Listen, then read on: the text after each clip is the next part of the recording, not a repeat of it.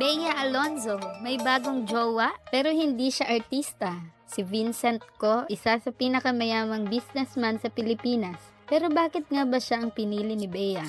Huwag kang aalis dahil marami pang matutuklasan.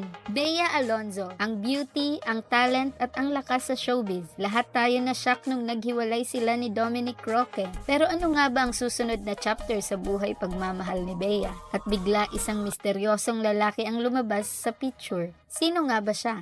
Si Vincent Ko, hindi siya basta-basta. Isa siyang negosyo magnet. At hindi nyo lang alam, siya ang president ng Pure Gold. Wala siyang interes sa showbiz, pero ang yaman niya para kang titingin sa isang pelikula ng negosyo.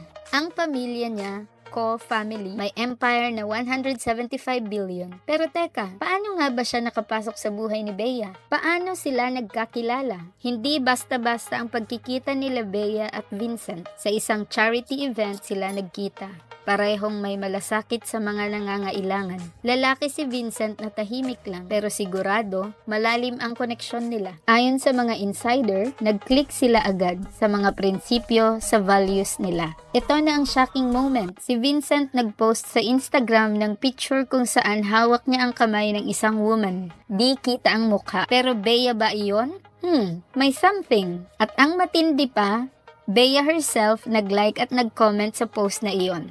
Anong ibig sabihin nun? Hindi pa natatapos ang mga clues. Pansin nyo ba? Sa parehong araw ng post ni Vincent, nag-post si Bea ng photo na parehong-pareho ng outfit. Sabay pa sa location. Magka-coincidence kaya yan? O baka naman may ibang ibig sabihin. Si Vincent Ko hindi lang basta businessman. Siya ang utak sa likod ng Pure Gold at ng family business nila na umaabot sa billion pesos. Ito'y isang lalaki na hindi lang sa negosyo magaling, kundi sa pagpapasya ng tama para kay Bea. Di ba nakakagulat na siya ang naging jowa ng queen ng showbiz? Pero ano nga ba ang meron kay Vincent Ko na mukhang nakabihag ng puso ni Bea? Ayon sa mga malalapit sa kanya, tahimik lang daw siya pero matalino, humble at super gentleman. Hindi siya flashy pero marunong rumespeto. May mga nagsasabi pa nga na he treats Bea like a queen. Private dinners, thoughtful gifts at sobra siyang protective.